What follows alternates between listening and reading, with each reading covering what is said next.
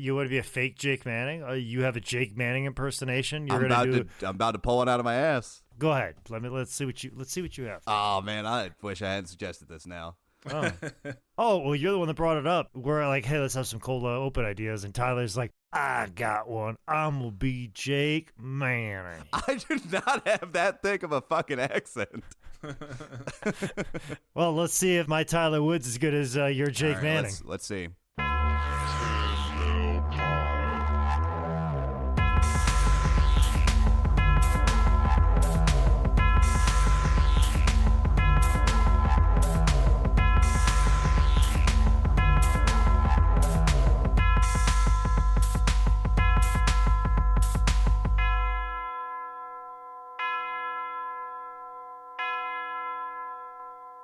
Yeah, so guys, I was just thinking about all the stuff that's been going on and, brought back to 1980s and, they really, all the great wrestling that went on there and, thinking about all the great people they've all set up rings and they've all learned a thing or two. They've sat under the learning tree, if you will. They're learning from me, Daddy. They're learning from me. Now you're doing a person of me I'm doing an here. impression of Jake Manning doing an impression of Dusty Rhodes. Now, just let me get back into it, Daddy, as you come around. And now we're getting into the stew hard that's in the dungeons with the cats. And he's covered in the cat poop. And they're coming in there and he's putting the moves on the cats. And they're all coming in there. They've been trained by me. And they're bro, they've all been trained by me, bro. So yeah, that's my Jake Manning impression. I'm more offended and curious. Is my cadence like that in the beginning? We're like, yeah, 80, So I do when I go through the first pass of these, you start very excited, and then you'll trail out. You'll make love to the microphone a little bit. Yeah, because I'm trying to settle in. Also, too, probably I try to curse so much, but I have such a wrestler's locker room talk because that's where I spend 90% of my fucking life. So it just saying a curse word just rolls right off me. Thank God, this is not national television. I'm also trying not to be like in the pauses, and then also trying to work on that as well too. Trying to speak professionally, and sometimes I have to stop and then make love to the microphone. This is why I didn't want to do an impression, because I'm like, I also don't want to make Jake feel No, I got a complex now. I know. I was feeling a little self-conscious. You're coming over here with this one like, I'm Tyler Wood. How y'all doing? I don't even know. That didn't even get to the point that I'm impersonating you the same way that we're going to be talking about fake Razor here. Impersonation, yes. Yeah, this is the impersonation episodes. So. It's better when you have to explain the joke. It is. As we all know from previous episodes. All right. Hello and welcome to Tim Bell Pod. I'm fake Conrad, Nick Alexander. God damn it. MLS number 1254387. Y'all need some belts. You need some championship belts. I got 40 of them behind me.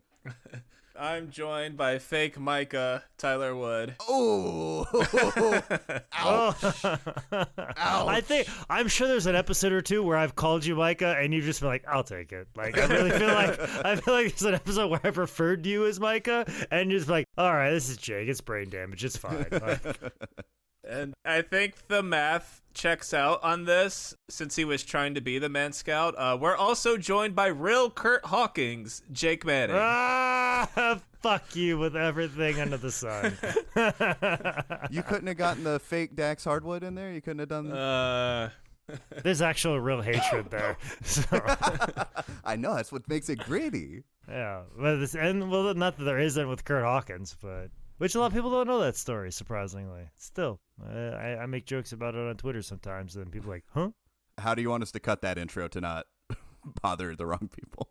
No, fucking leave that. I wish he would be upset. He still owes me an apology. So I want my fucking apology. You brought it up and laughed in my face about stealing my fucking character. Dude, we hit Conrad Thompson. We hit my own ego. We hit Kurt Hawkins. This is the episode. This is the Burn the Bridges episode. This episode of all episodes, this is like the quick little one, like the one that people are like, you know what, of the whole season we might skip. Turns out, if you're here now, congratulations. Like, you are going to hear a banger of an episode, maybe a Bognar of an episode here today. All right, today we are talking about Montreal Screwjob Truther, New Japan, NWO member, fake Razor, or as he would prefer, the second Razor, Big Titan himself, Rick Bognar. Just dodging that fake word, you know? Like, there's nothing fake in pro wrestling, kids. I heard there were only two things that were real, and that's the miles and the money.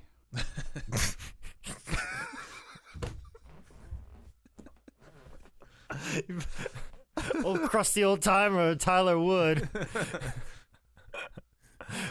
Who would listen to one quote from a shoot interview, shut it off, and then parrot it on a wrestling podcast to come off like a fucking pro? Tyler Wood.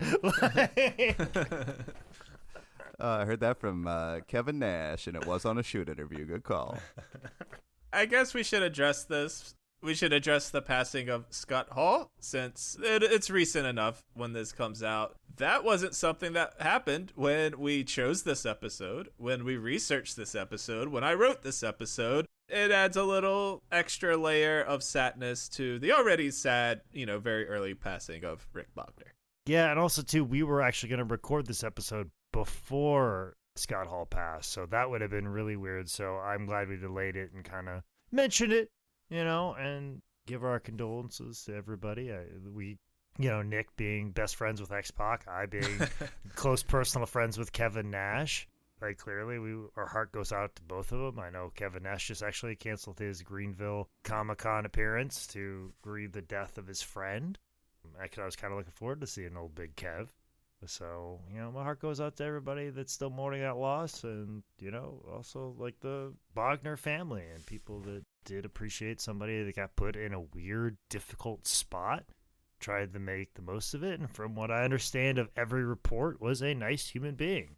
They haven't heard a bad thing, and everybody always felt bad for old Rick Bognar and the position he was put in. But he did a lot more than just that, and we'll get into that today. Yeah, I will follow that by saying this will be a very similar episode to Mike Shaw, and you can throw some other guys in there, but Rick Bognar is one of those dudes that actually did some cool shit elsewhere, but he shows up to WWF and is giving this shit sandwich gimmick, and boom, that's his entire legacy, despite it being less than a blip on his radar. So maybe we can do a little to, let the people out there know a little more about Big Rick Titan.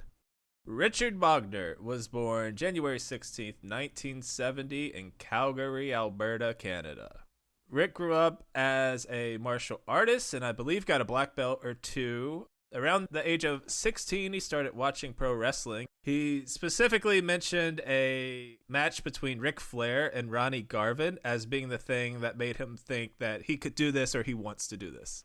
Still a teenager, Rick was about 6'5" out of the 6'6" he'd become, 250-ish out of the 275-ish he would become. Pair that with the strength and mobility of being a goddamn ninja. He definitely had the base to thrive as some kind of athlete. Like in Canada, it's either hockey or snow basketball, I guess. So he picked pro wrestling. He started digging around for any way how to get into the business, because how the fuck do you do that? He found out that a friend of a friend of a friend's husband was a wrestler. It was that guy who taught him to take his first bumps, and with his martial arts background, it came pretty natural since it was similar to getting tossed in judo. Yeah, that's one of the things that I've heard from people that did judo prior to going to WWE. The roles are very similar. The idea of, distributing your body weight when you land. And also, too, that's why Japanese wrestling is so successful, because it's very similar to judo, which is a very well-respected national sport, so they can connect with it and understand it enough, and it's very similar. So, yeah, it's very transferable skill. At 18, Rick started to attend Stampede wrestling shows and would even get into a little bit of training, but before he could get too deep, he broke his ankle trying to do a flip off the top rope.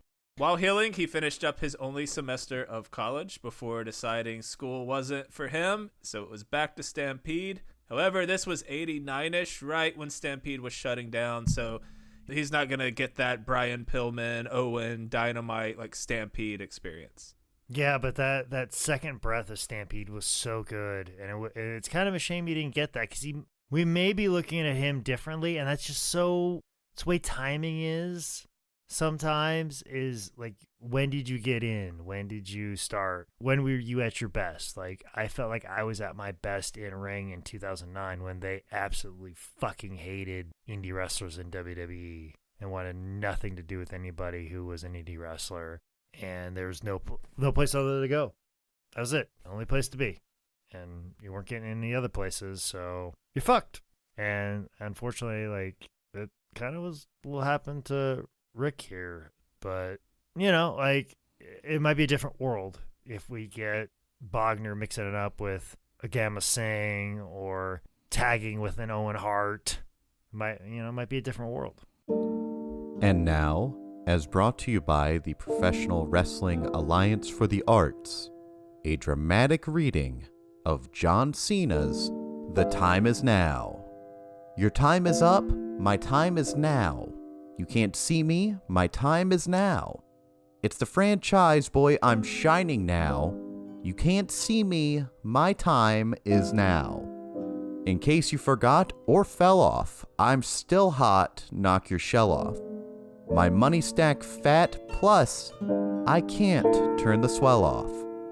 The franchise doing big business, I live this. Is automatic, I win this, so you hear those horns who finish. A soldier and I stay under you fighting, 'cause I'm storming on you chumps like thunder and lightning. Ain't no way you breaking me, kid, I'm harder than nails. Plus I keep it on lock like I'm part of the jail. I'm slaughtering stale competition, I got the whole block, wishing they could run with my division. But they gone fishing with no bait. Can't your boy hold weight? I got my soul straight, I brush your mouth like Colgate. In any weather, I'm never better. Your boy is so hot, you'll never catch me in the next man's sweater. And if they hate, let 'em hate. I drop their whole clan. Lay your ass down for the 3-second tan. Your time is up, my time is now. You can't see me, my time is now. It's the franchise, boy, I'm shining now. You can't see me, my time is now. It's gonna be what it's gonna be. 5 pounds of courage, buddy. Base tan pants with a gold tee. It's a war dance and a victory step. Of all stances a gift and you insist it's my rep. John Cena, trademark. Y'all are so, we talked about the bread you make. But don't know the recipe for dough though. Aiming guns in all your photos, that's a no-no. When this pop, your lip lock, your big talk's a blatant no-show. See what happens when the Ice Age melt. Your monetary status is not what matters, but it helps. I rock a timepiece by Benny if any. The same reason y'all can love me is the same reason you'll condemn me. A man is measured by the way that he thinks, not clothing lines, ice links, leather, and minks. I spent 20 years seeking knowledge of self, so for now Mark records living life for wealth. Your time is up, my time is now. You can't see me, my time is now. It's the franchise, boy, I'm shining now. You can't see me, my time is now. Your time is up, my time is now. You can't see me, my time is now. It's the franchise, boy, I'm shining now. You can't see me, my time is now.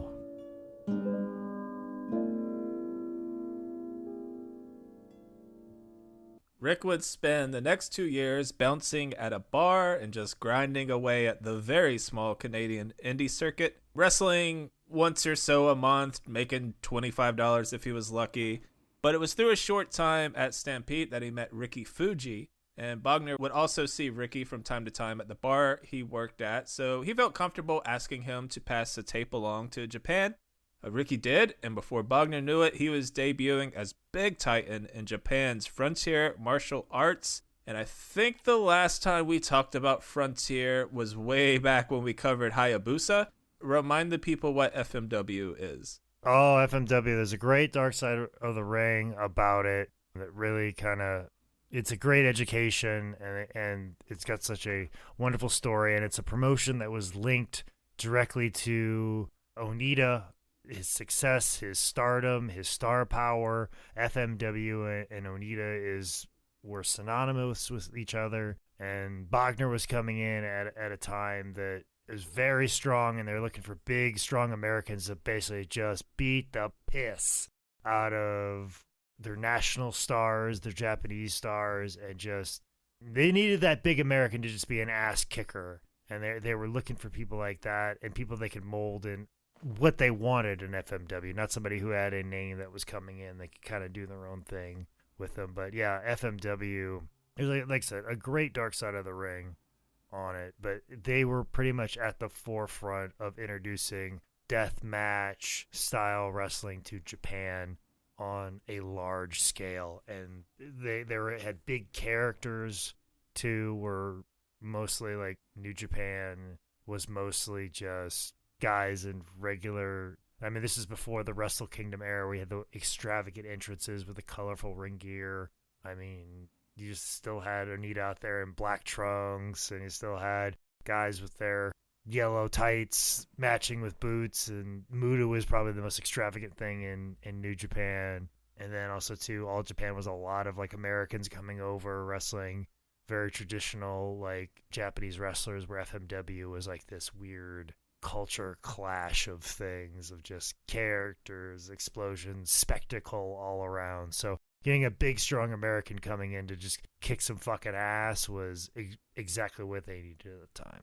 Rick made his FMW debut July 91, wrestling Ricky Fuji, who had helped bring him in. They'd immediately put him in the tag team scene, because while Rick, he looked the part for sure, and he would eventually become, solid in the ring. Here, he's green as goddamn Kermit the Frog's butthole, motherfucker. That's fake cornet. Whatever. Rick tagged up with Horse Hogan, Tarzan, Goto, and they're facing various combinations of people like Onita, Hayabusa, I guess E.G. Izaki at the time, and Sambo Asako. I'm so bad at Japanese names. I'm so sorry. I know. I was gonna let you go. Go for it. I can't wait for you to do Mitsuharu Misawa or Toshiaki Kawada. Like, I am so ready for those episodes. Misawa has been requested a few times, and I'm like, dude, I'm gonna have to do fucking Duolingo or some shit before that. All right, they're working against Onita a ton, so they're doing Onita shit. Lots of street fights, stretcher matches, barbed wire, ropes matches. So, Big Titan paid his dues a little bit. He got the shit kicked out of him. He'd break off for a little bit of singles competition to win FMW's heavyweight title January 15th, 92. Seemed like a bit of a transitional title reign. 15 days, he'd drop it off to Tarzan Goto on the 30th. But, still pretty cool that a guy who is still greener than a vegan's shopping cart at Whole Foods, motherfucker, to get a world title. You're actually coming up with these. You're not stealing them from like a comic from a Borscht Belt comic. Congratulations. You're already 2 steps better than Jim Cornette, Nick Alexander. You're actually writing original material and saying it. Congratulations. So, Nick, you're saying he's greener than the hurricane's pubes. Is that what I'm hearing? Yes. Rick spent the next couple of years bouncing between Canada and Japan. Back home, he'd win the Canadian Rocky Mountain Wrestling heavyweight title. And sure, titles are basically props, but Rick is in his early 20s, and there's more than one company that's seen him as credible enough to hold their belt, or at least credible enough that when whoever beats him for that belt gets a little rub from beating the big guy. On top of that, if you are a death match loving, dirt sheet reading, tape trader, Big Titan may be like one of your dudes. If you're an FMW guy, you may have been a fan of Rick Titan around this time. So right away, I want to start poking holes in like the narrative that Rick Bognar did nothing, showed up and was fake Razor, and then that was it. Yeah, I mean, he had extensive tours in FMW. It was I mean, if he just had FMW and people just focusing on that, like, oh, remember when they had that guy Titan? You know, like, yeah, he was a big dude. Why never we saw him in WWE? Yeah, I know, that was surprising. I feel like he had some ability and could have done something. Yeah, they would have saw him and, shot him to the moon. Like, yeah, they definitely wouldn't have just threw a gimmick on somebody that was there before that was beloved and do it as a spiteful booking. No, they'd never do that to him.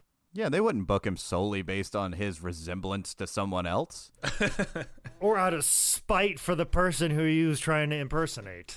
By January 94, Rick and Mike Awesome would enter a tag team tournament for the vacant FMW Brass Knuckle tag team titles, winning the whole thing January 18th. They'd hold the belts till April 21st, dropping them to Mr. Pogo and Oya.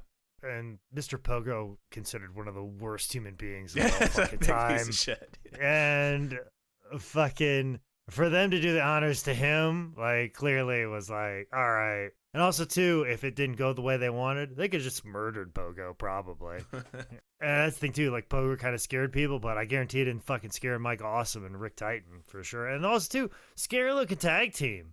You know? Like, that's a formidable force. Yeah. Walking around, so that's who you'd want as your tag champion. So I'm sorry, I'm not familiar with this large Japanese woman, Mr. Pogo. What did he do to? Why was he such a piece of shit?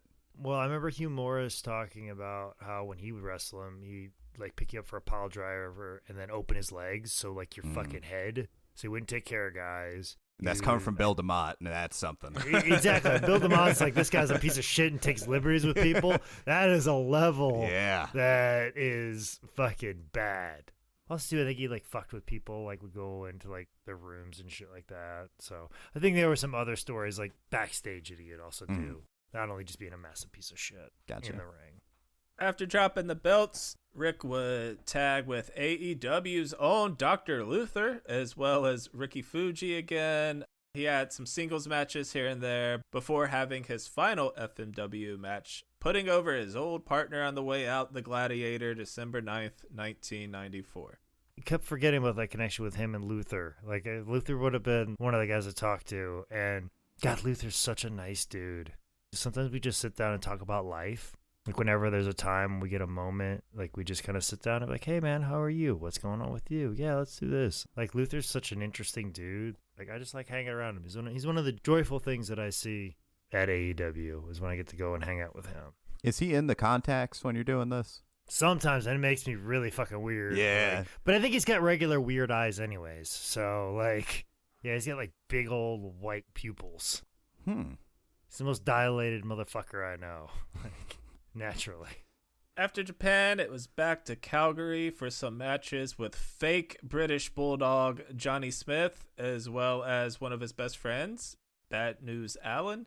Do not besmirch the name of Johnny Smith, my friend. Johnny Smith fucking filled in and did a lot of the heavy lifting for the last couple of years of Dynamite. Also, too, Johnny Smith, we could not get him for the Dynamite documentary because I guess he's now an undercover cop. Whoa. And he's like, yeah, I can't be on camera talking, saying I'm somebody else because somebody might recognize me and my cover would be blown. That'd be some shit. Maybe I should edit this out also. No, it's fine. You can leave it in. It's what I said would need to be edited out. You bringing up Johnny Smith is not going to be the end-all, be-all. But, yeah, I think he's like a cop now, and he does undercover work. He's either a cop or he really just doesn't want to be bothered. That's a long way to go. You know, maybe I'm going to start doing that when people start asking me for, like, interview stuff later in life. I'm like, nah, see, I'm an undercover cop or I work for the CIA. You see this mustache? I have to work for the FBI. Rick would do a big run in Germany with Otto Wanz's Catch Wrestling. There he feuded with Fake Rambo, who was Sniper in WWF's Truth Commission. He also worked with Fit Finley, Cannonball Grizzly, a.k.a. Pia News, and Lance Storm. And he said in Germany he really learned how to work as a heel, just like really appreciated like the art of what being a bad guy was. And also, too, like, you're going to get a wrestling education because you're wrestling every day and it's like tournament style and they got the card system and it's kind of fair show wrestling. So you kind of got to go with what the people want for that particular day. So you can't like have these long drawn out matches. You have to have kind of a structure. You really got to go off what the crowd is buying at the time. So if you want a real good wrestling education and wrestling every day, like Germany and the catch wrestling and the Otto Vaughn's promotion, that's probably where he got much more polished as a wrestler. It's kind of similar to the Butland stuff they do in England, right? Yeah, a little bit, but this is more where that's definitely holiday fair stuff, where this is like seen as a national wrestling tournament. Gotcha. But they're still staying in caravans. During this time, Rick also was getting some work in Japan's wrestling and romance promotion, War. War was run by Ginkuharo Tenaru. He was always starting like different promotions.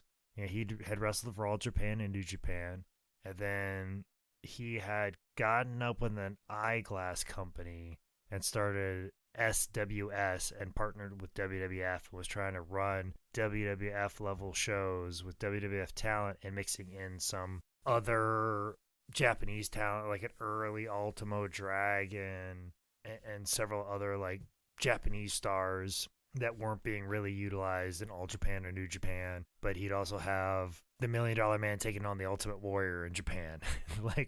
And Japanese crowds weren't buying it, you know? But he'd also, Tenaru would team with Hulk Hogan against Demolition in the main event in Japan. And they ran several shows, but as it got smaller because the Japanese economy started to kind of tank a little bit, so they couldn't really support the three promotions. Also, too, I don't know how connected to the Yakuza SW was, so maybe that's why it kind of tanked a little bit. But SWS came to be a little bit smaller, and then all of a sudden it kind of turned into War. So a lot of the guys that were over at SWS kind of transferred over to War, and you saw a lot more of those guys. But then it gave a lot of guys opportunity. It was just this weird mix of kind of like lucha libre style, ex-WWF guys, Jericho, and then Canadian guys. Yeah, Jericho. That was his big play. I remember reading that in his first book. It was like him going from, I don't remember which promotion it was in Mexico, but then he got the shot in War, and then I was like, oh. That was the first thing that jogged my memory when I heard this. I was like, is this about the same time?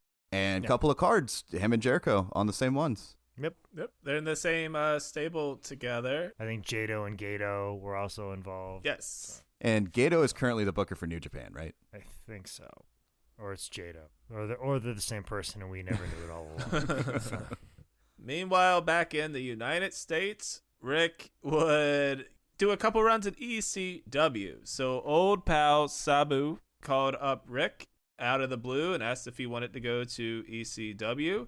And this is possibly some 4D chess from Paul. He knew FMW and War. Heyman knew that his fan base probably knew FMW and War. So having Big Rick Titan come in and do a job for Sabu like really helps get Sabu over to his very niche smart mark crowd. Yeah, and it's one of the things like, oh, this guy's a big deal in Japan. Let's check it out. Oh, the match was pretty good. Okay, well, it's kind of what we expected, and then move on. In March 96, Big Titan beat Judge Dredd before losing the next day against Sabu. After some more War dates, he'd be back. In May, he beat Hack Myers, but the following night, Rick would unknowingly change his life forever with just a little joke. Hey everyone, it's Nick from Tim Bell Pod, and I just wanted to say that the only reason I did this podcast was for the money. And I hope each and every one of you goes straight to patreon.com/TimBellPod, where you can help support the show. There you'll find shirts with our new logo, a bonus content tier, and you can even just support the show for as little as $1. And of course, that's assuming you stupid hicks from insert hometown can't afford $1. Think your favorite sports team sucks. And if you got a problem with it, you can find me at patreon.com/10bellpod. Well, in ECW, they were going over a 6-man tag in the locker room when fake Frank Caliendo bust out his Razor Ramon impression, and right away Heyman was like, please do that in the ring. This led to a couple things. First, they played a prank on fake Ric Flair, Shane Douglas. who had real life heat with Scott Hall, who was a bit of a free agent at the time. They used walkie-talkies to communicate across the arena back then because it was the fucking 1800s. Rick got on pause and hit Shane with a Dean Douglas. You think I can't fucking do it? Hey, yo. Hey, that's pretty good. Hey, let me give it here. Hey, yo. Yeah, I think that's a pretty good one. I don't know. You guys laugh, but I think it was a fucking good one because you got to take the deep breath. Wait a minute. Is it bad if we're white guys doing an impression of a white guy doing a Cuban accent, or are we getting? Yeah, where's that line? We're getting too far in the weeds here. What's going on here? Yeah. Hey, yo. Hello, everybody. How's that for a? Hello, fellers. Howdy, gentlemen. I think that's a good Razor Ramon. Yeah. All right, he says, Dean Douglas, you think I'd go down to Atlanta before I came and kicked your ass, Chico? Over. Shane obviously freaked out a bit before they let him in on the rib. After calming down, Shane, who was also co-booker, was like, will you please do that in the ring? So Slice and Dice Ramirez headed down to the ring, cuts a short promo as Razor before his sixth man against the Dudleys and Hack Myers. So how does this joke that Rick assumed would just die in the locker room turn into one of the worst wrestling angles of all time? There are 3 versions of this. All could be true, like they all could have happened at the same time, or pieces could be true. It's just all different people's versions. So Rick said that night, someone from WWF, possibly the Hebners, was in the crowd. They went back and told Vince about this spot-on Scott Hall impression from this Scott Hall-looking motherfucker. Rick also said that Calgary pal Bret Hart had been lobbying Vince to get Bognar a tryout, and that's how he got in as well. Bruce Pritchard said Paul Heyman let him know that this guy in the locker room had a pretty spot-on Scott, and they should check him out. Either way, at 26 years old, Rick Bognar was given a tryout with a dark match on Raw, August 19th, 1996. Rick thought it went well enough, but he did not hear anything for a couple weeks, so just kind of went on with his life. Then one day after a workout, Rick comes home to a message from Vince McMahon on his answering machine. Answering machine? Yeah. What does that mean, Nick? You old motherfucker. Give it to me. I already had this. Tyler answering machine is like a physical voicemail that was recorded onto tapes. Tapes are like a very archaic CD. CDs held most recordings until the internet. I gotcha. CD's nuts, Nick. CD's nuts.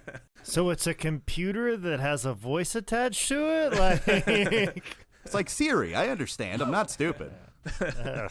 So Rick was obviously super pumped to have a fucking voicemail from the god of wrestling on his answering machine. I'm sure it sounded like a hello Rick. This is God, aka Vince McMahon.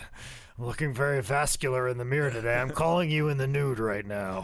I just want to let you know that I've really got that V cut. I got the sex lines going real well. I'm looking real good. I'm doing this nice pose in front of the mirror. I do the side thing. The triceps are popping like a motherfucker right now. Anyways, you want to come in? Travel will take care of you. See you in a few days, pal. Rick calls Vince back, and he is immediately like... Hard, that's what he is. He's hard. He's hard. He's like, you're a big strapping bastard, and you called me back. I feel like the belle of the ball right now. Rick's excitement is immediately dashed when Vince is like, you're gonna be my next Razor Ramon. But you know, what can you do? You either have to be fake Razor, or you have to tell Vince McMahon his ideas are dumb. Before we get into Rick's time in WWF, let's kind of set the stage. As you may have heard, Scott Hall and Kevin Nash went to WCW. And while they weren't wearing, hi, my name is Razor and Diesel stickers, it was like somewhat implied. So WWF promptly sent them a letter from their lawyer informing that they own every single inch of Razor and Diesel, and if they didn't stop portraying them, they'd sue. Then Vince, in a complete ego trip, manic fever dream, decides, I made Razor and Diesel, and I can do it again with anyone else in this business. So obviously Scott Hall and Kevin Nash are fucking Scott Hall and Kevin Nash. They were going to do okay no matter what. But do you think if Vince lets actual Razor Ramon and actual Diesel go to WCW, the whole NWO thing is kind of like less cool, because I remember growing up, like, knowing a pro wrestler's real name wasn't like it is today. So the fact that they showed up as Scott Hall and Kevin Nash made this just like tearing down the fourth wall. Like, it gave it this like epic realness that I think if it's Razor Ramon and Diesel coming over, it's just like another wrestling angle where this shit was real. Well, that's the thing. I don't think Vince would ever. He would never do that. Like, I can't even like imagine a scenario where you would see a Razor Ramon in WCW. No way, no how. Like, in my mind, I feel like Vince looked at it like, oh, well, the fact that Scott Hall is still doing this accent, I own that too. Yeah. The fact that he has his hair slicked back, I own that too. The fact that he had a toothpick, I own that too. And that's kind of what the lawsuit was about. That the settlement was actually the money that he used to buy WCW later. As we find out through years of podcasts. When really all WCW had to do was show tapes of the Diamond Stud, and that was the thing that Vince saw, hired, and then brought on his TV. So I always feel like when they were going over, they knew they had to do something different, and they weren't for sure. I really feel like Scott Hall's like, well, I'm going back to WCW, so I guess I'm going to be the Diamond Stud now. Like, I can't call myself Razor because they own Razor, so I guess I'm going to be the Diamond Stud. Kevin Nash was probably like, I guess I'm the Master Blaster or Ozzy. You know, like, I guess I'm one of those. But like, I don't think they really knew until like they kind of thought about, you know, it took them to kind of zoom out of what they had, realizing what they had to make it as cool as they did. Like, that took some very big hindsight and some big picture thinking to go, when these guys show up, they're going to think they're coming from the other company. Like, let's lead them on for that. And, you know, Vince was already butthurt because they didn't want to stay there and continue to just make less money. Like, what do you mean you want to make more money? What's wrong with you? You should be grateful for what I've given you. So this was just such a weird power trip thing. And because they were going through all the legal stuff, and I remember like one of the legal arguments was because on a rundown sheet they didn't put Scott Hall, they put Razor. Well, fucking, I have the hardest time like if I see Kevin Owens, I still call him Steen, but eventually I'm going to get acclimated to Owens, and then I'm going to call him Owens, but I can't call him Owens on our TV. And Ruby Riott, like fucking calling her Ruby Riott right now, she's Ruby Soho. Like, she's Heidi Lovelace, if you want to break it down. She's also, I also know her real name, and I used to call her that. So then it's like, I mean, I don't know. It's just very frustrating that way to, you know, like just because you put it on a rundown sheet and he's doing the mannerisms that he was actually doing before your company, claiming that, and then they're doing this whole angle with a fake Razor and Diesel. Like, I've heard Bruce Pritchard like stand like, no, this was a good idea because we were defending our copyright. I'm like, ugh, I don't remember, and we'll get into the debut very shortly and how awkward that was. So from like a business perspective, this is interesting just to see people fighting over an intellectual property like this. I've never seen anything like this where it's like weird pro wrestling stuff with people portraying a character. But I also love that it really encapsulates, like, if you need a story that explains how Vince McMahon is as a business person, this is it. Yeah. Oh yeah, this story right here needs to be told, and unfortunately, Rick Bognar is the tragic figure of it all. Never had a shot, and he was everything that Vince McMahon would have wanted, like everything. He was a big strapping son of a bitch right there. God damn it, I want to make so much money with you. In any other scenario other than this, he probably would have been hugely successful. But yeah, this is the Vince McMahon story of who he is. I'll just do it with somebody fucking else. I don't give a fuck what any other podcast will tell you he was trying to do. This was, fuck you, I can do this with anybody, and legitimately thought this was going to work. And I think that's also why they picked Glenn Jacobs for the Diesel role, because they knew how good he was, and they were just trying to find a spot for him. He's good. But, like, you look at Rick, and he's, like, he looks a fair bit like Razor. He definitely sounds like him. Glenn Jacobs doesn't look a goddamn thing like Kevin Nash. But the thing is, they're only doing it because he's tall, and they like Glenn Jacobs. Like, that's the other thing, too, is once they saw him wrestle The Undertaker in Smoky Mountain Wrestling as the Unabomber, they're like, we need to find a spot for him. That's why they gave him the fucking dentist thing. Like, they like him already because, I mean, fuck, we put him on pay-per-view against Bret fucking Hart. We got to find a fucking spot for him where he can succeed. And they found it eventually. Yeah, but the fake Diesel thing, this was a legitimate attempt to fucking be like, see, this is how replaceable you fucking are. And also hugely highlights how much the WWF was focused on characters while WCW was about like compelling storylines and good wrestling. You say that, but that only happened when they had this lightning in a bottle of Scott Hall coming over. Because you got to remember, we're not too far away from this fucking Tower of Doom match where Hulk Hogan's fighting the Dungeon of Doom with Randy Savage taking on Z Gangsta. Like, let's okay, fair enough. Pump the fucking brakes, okay? We just saw the Yeti fucking butt fuck Hulk Hogan on pay-per-view after throwing the giant off Cobo Arena. Like, maybe less than a year, like maybe 8 months prior to this. So what I'm going to give WCW credit for here is their characters, like the Yeti or what have you, are at least, like, they're futuristic. Like fucking Glacier was WCW. It's not, you're taking an occupation like Repo Man or Garbage Man or fucking cop. Or Boy Scout or some other bullshit character like that. It's cool. No, that's cool now because it's the 20s and it's all, it's hipster shit. But this, it's like in the 90s, it's just, he's a big rig driver. Burp, burp. Dressed up, he looks like a truck. Burp, burp. This guy is a Cuban. That's a character. There you go. Burp, burp.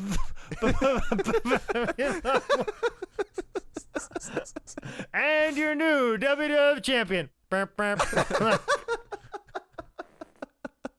I'm just thinking of the clip of The Rock where I don't remember what he's doing, but it's from some movie where he's going burp, burp. Yeah, he did it when like Kevin Nash came back when he was with the NWO that one time. Yeah. And Big Diesel over here. Burp, burp. Like that's probably one of my few favorite Rock promos. So in September 1996, bad guy Jim Ross promised that Razor and Diesel were coming back to the WWF.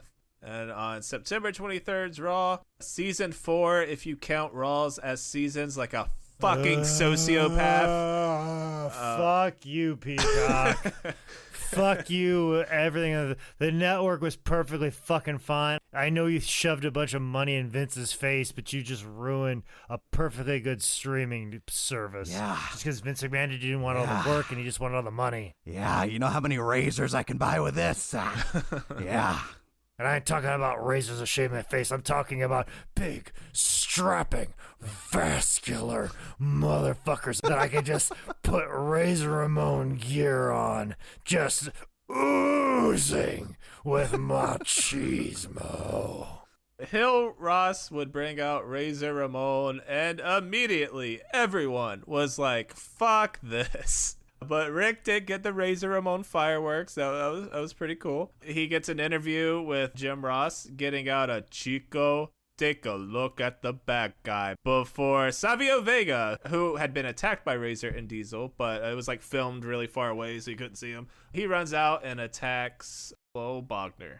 And I remember the fucking debut promo. It was so fucking weird. And I remember Jim Ross talking about it, like, just talking about how fucking awful it was, and it's like one of his biggest mistakes of his career and the things he's like the least proud of. And I just remember that whole fucking thing, and I'm just like, I'll say this, you talk about how mind-blowing Scott Hall showing up was, like, oh, this is real. Scott Hall showing up still seemed like a wrestling angle, but like a really cool thing and genuine. This fucking Jim Ross promo saying that we can just make anybody Razor, that felt more real to me. I could see that. You know what I'm saying? That to me was a pullback of the curtain so fucking far that it just fucking disoriented me and tuned me the fuck out.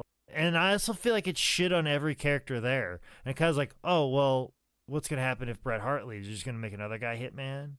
You're going to have another Shawn Michaels? So you're basically saying all these characters are fucking bullshit, and you can do whatever you fucking want with them. Wait a minute. Are you telling me you can replace Bob Sparky Plug Holly with anybody else? Motherfucker, I will take you to Dubuque to go have lunch with Bob. No, Holly. sir. I'm good. No. I'm only shitting on the character, not Bob Holly. He scares the fucking shit out of me. You should.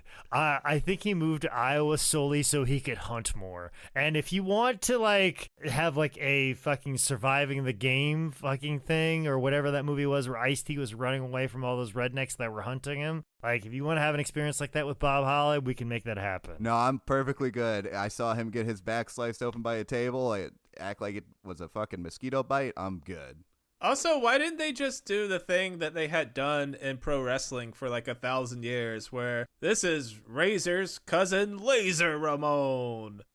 For years, like this is his cousin, but I think that everybody's kind of had seen that enough. Also, that's very old school Southern wrestling, so Vince hates that already. That's true. Like the whole Tommy Rich is so successful, he had Johnny Rich. Yeah. Well, the next week on Raw, Savio and Razor have a proper match. It's given like a kind of a lot of time too.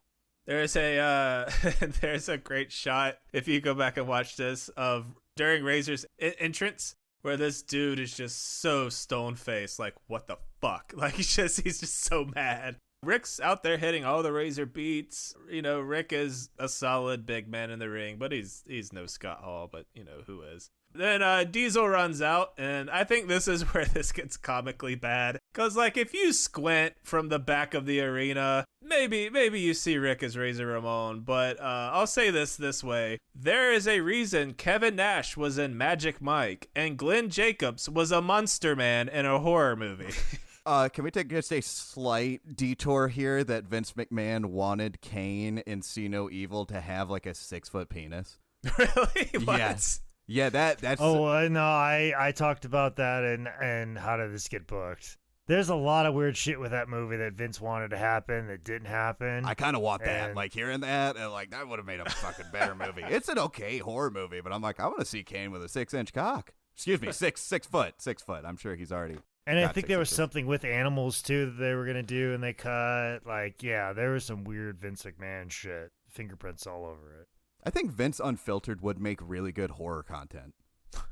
It's just they're trying to marry that with, like, coming up on a PG era. Yeah, that's a weird combo. I think Vince is horror content. Yeah. Vince would be the Eric Andre show if they just let him do his thing. It would just be, it would just be chaos and randomness. And Bruce Pitcher would be Hannibal Buress, like, I don't know, man. Whack. Following this match, Razor beat fake Ricky Bobby, Bob Holly, on Superstar. Now listen here, Nicholas. If you want to be taken out to the woodshed in Iowa and be hunted by Bob Holly, you keep it up, mister. I love Bob Holly. I feel like I mentioned that on fucking goddamn it, Crash Holly's episode. Rick hit the house shows and worked with Jake the Snake and Stone Cold, so you know that's pretty cool. He beat Mark Marrow on Raw, and then he'd get on one of the big fours, making his WWF pay-per-view debut at 96's Survivor Series in Madison Square Garden, and this is the 4th fucking time we've brought up this match on the show. For the love of God, someone put Ron Simmons in a protective bubble. Diesel, Farouk, Razor, Invader, Flash Funk, Snuka, Savio Vega, and Yokozuna in a match that like just dissolves and ends up in a double DQ clusterfuck. But Cornette does scream, JR, you couldn't manage a Wendy's. So that's like a little foreshadowing. But it would have already happened, actually. So the Wendy's incident would have happened. Oh, okay. And in Your House 12, Razor and Diesel would get shots at Owen Hart and Davey Boy Smith's titles. But Razor eats a spinning heel kick from Owen that leads to a Davey pin, and they lose. On December 23rd, Raw, Rick would take a sharpshooter from Brett and put him over. But by 97, it was just fucking time for WWF to admit they fucked up. Rick would put over Rocky Maivia on Shotgun's Saturday night before heading to 97's Royal Rumble. Fake Razor is the 3rd man in. He lasts 17 seconds, and he is the first man out, getting tossed by Ahmet Johnson. Now Vince is obviously just taking out the anger he has for Scott Hall on Rick. He's just like, God damn it. Why'd you leave me? Why'd you leave me? 17 seconds, you're out. Yeah, oh yeah, this is why it's even more so the Vince McMahon story. He's showing that he owns people. Then when he doesn't have things his way, and he's mad at somebody else, he takes it out on somebody else. Like, I have a therapy session this upcoming Friday. I want to just talk about this. I'm like, can we not talk about me this session? Let's talk about this psychopath, and I want your professional opinion about this crazy person. Like, let's take this entire hour to talk about what's wrong with this person. This is what I want to pay money to you for, is talk about the psychology of Vince McMahon. I'd love it if you just like keep it out. You like say a friend of mine does this, and they're like, "My God, we need to lock this person the fuck up." Yeah, this guy's a problem. Get him some help immediately. So this was pretty much game over for Rick's run in the main roster for WWF. Debut late September, out the doors January. Still under WWF contract, Diesel and Razor would get sent to AAA in Mexico. He worked with or against people like Pentagon, El Connect, Fuerza Guerrera. I mean, that all looks pretty cool on a resume, I think. Then he'd go to both of them would go to USWA in Memphis. The Razor Diesel tag team would split up. They'd feud, leading to a loser leaves town match, which honestly in Memphis, the winner should get to leave. But, Yeah, especially during the USWA era. Rick wins his loser leave town match, but he was done with the Razor gimmick at this point, and on a TV episode, he Alundra blazes the Razor gear into a trash can, saying that he is now the free spirit, Rick Titan, and then he goes to beat Tiger Jackson for his first win. Since he was only in Memphis because of his WWF contract, that ran out, and in August, he would leave. He dipped down to Puerto Rico to do some jobs for murder accomplice Carlos Colon. Then in 1998, Rick went to New Japan Pro Wrestling, where in an absurd coincidence, like Scott Hall before him, former Razor Ramon would join Japan's version of the NWO, or fake NWO, if you will. I love how that ties together. That's just, life is having a good storytelling moment there. Yeah, I know. Good job. Yeah, you got NWO Sting, got like basically fake Razor in NWO Japan. It's so fucking weird. He's working with Fujinami, the great Muda. Jake, what do you know about this time of New Japan and specifically their version of the NWO? Oh, I know they're making all types of fucking merch sales on those NWO t-shirts in Japan. And I think that's kind of why they did it, is so they could sell t-shirts. Bischoff's talked about they had some weird licensing agreement basically allowing them to do NWO Japan. Like WCW was able to make cut of their merch sales, and they even got kind of ripped off on it, but the amount they got was so astronomical that they're like, that's great, but then found out like, oh, we actually deserved more because they were making so much fucking money on NWO shirts in Japan and having an NWO contingent.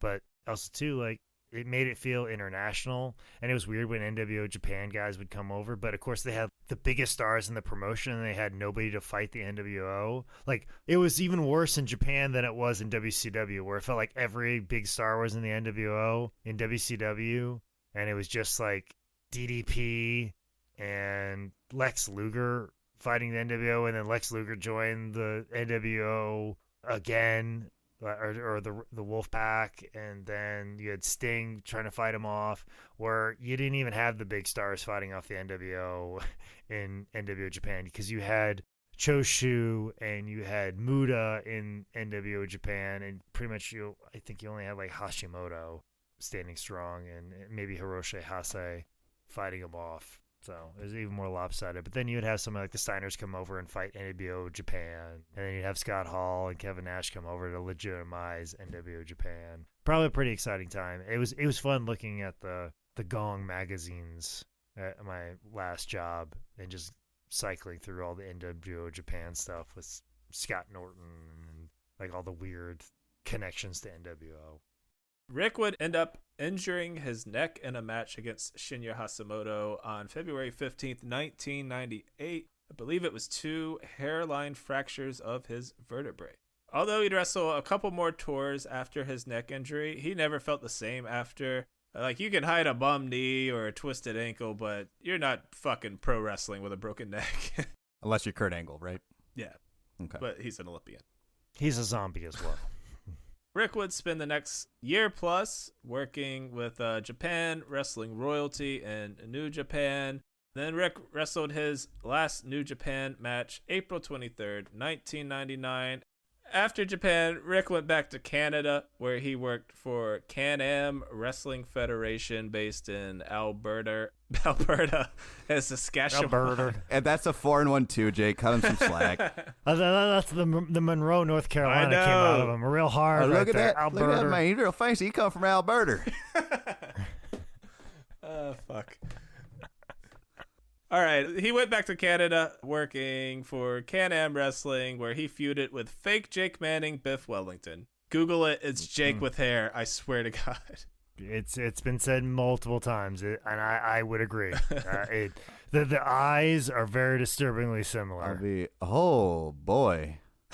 Holy Yep. shit, dude. Yeah, it's scary. It's very fucking scary. Oh, I don't like that at all. No, it is. It's like if Jake fucked Magnum TA. Yeah, pretty much. In 1999, Rick went back to where it all started, taking part in one of the Stampede Wrestling's failed revival attempts. He would wrestle people like So Damn Insane. Hold on. Is that what I think it is? Yeah. Okay, all right. So Damn Insane. Dick Buckus Jr. and Vic Viper, who he'd have seemingly his last wrestling match against July 9th, 2000. So he didn't finish up his feud with Josama bin Laden? No, he did. Okay. It looks like he had this like one-off convention match in like 2012, but as far as being a working pro wrestler, he was done in 2000. So neck all jacked up, burned out on the business as a whole, and it's sick of marks coming up to him and going, "Yeah, you weren't good, Razor. You weren't good at it." He decided to retire, leaving behind a decade in the industry. After this, Rick cleaned up a bit, no longer having to rely on boozing and painkillers to get through another match on the road. He kind of chilled out. Rick got into personal training and then working on like the business side of gyms. He made some money in real estate and did what seemed like some consulting for companies. He also turned into a goddamn hippie. This fake Tony Robbins ass motherfucker got into Buddhism, Taoism, yoga. He became kind of like a motivational speaker. And, you know, I think he was going around giving people advice to like be more self-aware and more reflective. And I think that, you know, that makes the world a better place. He wrote a book as Rick Titan called Wrestling with Consciousness. And from what I gathered, he handled his money pretty well and just was kind of downward dogging his days away. Then on September 20th, 2019, Bognar died of a heart attack completely out of nowhere at the age of 49 years old. Obviously, this is very sad for his fans, his friends, his family, but as someone who does this podcast, this is such a fucking frustrating death because he like got out. Yeah. He turned his life around. He was at peace. He was healthy. He was doing tangible good things in the world, and this fucking evil hex put on this godforsaken industry still killed him. He went earlier than someone who, if they stayed in it, right? I know, insane. It's that dark, evil energy, that cortisol that keeps you alive sometimes. You know, it's like that you're constantly putting that needle in your heart, like Nikki Sixx, to kickstart your heart to keep going every day, and that's the thing that pushes you through sometimes. But yeah, super bummer. All right, final thoughts on Razor Rick Titan. So as far as Rick Titan, Rick Bognar, fake Razor goes, he had the potential to do a lot, and I feel like that neck injury kind of impeding him towards the end of his career took him down a different path.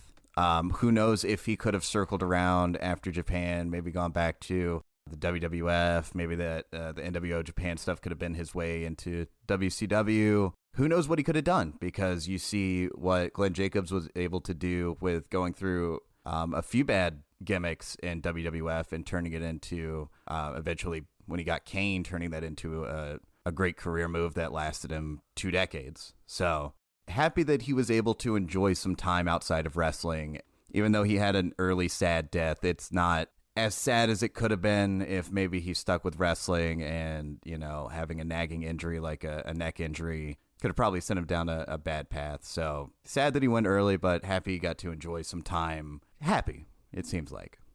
If I said a guy who trained with the Hearts, won multiple titles all over the world, worked in Stampede, FMW, War, ECW, WWF, AAA, New Japan, was one of the worst wrestlers ever, you would rightfully call me an idiot. Like, with just a few tweaks here and there, that is almost the stripped down version of Eddie fucking Guerrero's resume. Could he wrestle like Eddie? No. He couldn't really talk like The Rock. He didn't get as popular as Austin. But I don't think it's fair to throw out everything he ever did because Vince McMahon made some horrible business choices. And also, like, is Patrick Ewing the worst center ever because he sucked with the Orlando Magic for one season? No. But Rick seemed like a good dude. He went around the world, or the country at least, and preached positivity and going after your dreams. And some of the guru shit is a little like copy and paste, but it's better than using the wrestling audience you've obtained to tweet QAnon bullshits about how the reptilian king Barack Obama stole the election by sending the COVID vaccine to kill Joe Rogan, or whatever they think.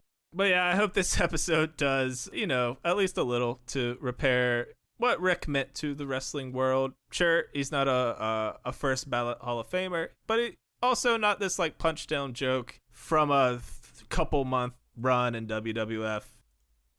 Yeah, and it's a sense of circumstances. You just list off a resume that's very extensive. Like, gosh, I'd love to have that resume. And if I retired with a resume like that, I'd feel very accomplished. And like, you get to wrestle some of the best people in the WWF while he was there. And yeah, it sucks that we're going to remember him from this one little spot. But as I said at the beginning, like, if he's born 2 years earlier and he's getting in the mix during that 88 run of Stampede and wrestling Pillman and Owen and Gama Singh and having good matches with Mike Shaw, maybe there's something there that he's seen a different way and he has a different career path. So just being born 2 years earlier, like, I feel like if I would have got into wrestling 2 years earlier, instead of Colt Cabana being my vet, he's my contemporary. It kind of gets me ahead of a lot of those guys, and maybe I'm in more of the mix as opposed to fighting through a glass ceiling of really amazing wrestlers for the majority of my early career. So I kind of empathize with him. He was just trying to find a spot in kind of a tough time, but he got to do some really cool stuff. And I mean, you clearly see how big he is. I mean, any other circumstances, Vince would go crazy over him and push him to the moon. But then you put him in the worst actual spot, and Vince's think it's on him when really it's not. And then you look at like Diesel and like, oh, well, he finally hit success with Kane. Well, I think Kane is just as goofy as a wrestling Dennis and a fake Diesel. In essence, like, the burnt brother of The Undertaker sounds just as ridiculous as those. If he would have cycled back with WWF, who's to say he doesn't come back as some massive killer somewhere else, in the Attitude Era? I mean, we'll never know. But, finding peace after wrestling is something that I've been thinking about a lot recently, and I'm extensively working through therapy to prepare for that and do the work years prior. So when it is over, I'm okay with that. And I was just trying to get to the place that Bognar got to. And yeah, I think there's nothing wrong with that. He achieved what I wanted to achieve. Like, I'd feel very lucky and very fortunate if I was Rick Bognar. So looking at it as a wrestler, I would feel very lucky and very fortunate to have the career and get to the point that he got to in his personal life. To me, life and career was all a win in my book, and what he had is something that I'm striving for myself. He achieved all my goals, so congratulations to you, Rick, and hopefully we put a little bit more respect on your name here today on 10 Bell Pod. All right, that is the Bat Guy, Rick Bognar. Shit, I don't know. Thank you guys for supporting us on Patreon, for following us on social media at 10 Bell Pod. You guys got anything? Yeah, please, retweet, like. It's really important. It's the word of mouth that's going to make this thing going, guys. It really is. It's going to be the reviews. It's going to be you retweeting every time a new episode comes out. a lot of our episodes, it really warms my heart when you take a screen cap of you clearly listening to whatever podcast app you listen to and let people know, like, hey, this is a great episode, or this episode was hilarious, or this episode was funny, or I learned this, I like this. Those are the things that are going to get people on board with this. And the more we get more people on board with this, the more likelihood that maybe we can do live shows in the future. Maybe we can create more merch. The more fans we get, the more things we can do. Right now, you guys are the early part of this movement, so the harder we all can push this now together, the cooler this whole thing's going to be. So get out there. It's word of mouth. That's all your favorite podcasts out in the world. All my favorite podcasts started through word of mouth, and it starts with you guys. And we're forever grateful for everything you've done, and every help that you do. It will always be eternally grateful to from all three of us. Absolutely. Thank you guys so much for, the tweets and the Instagram posts and all that. I've never been a part of something like this. I'm very happy to be on board with it, and it's a ton of fun. And any ideas that you guys have for any questions you might want, anything you want us to go further in depth on for any Patreon content, just anything you guys would like to see or hear, just let us know. Well, this is the end of this episode then. If you have any ideas for how Nick can better dismount the end of episodes, we'd also love to hear that too. Thanks, guys. Oh, please. He's great at starting, but awful at finishing.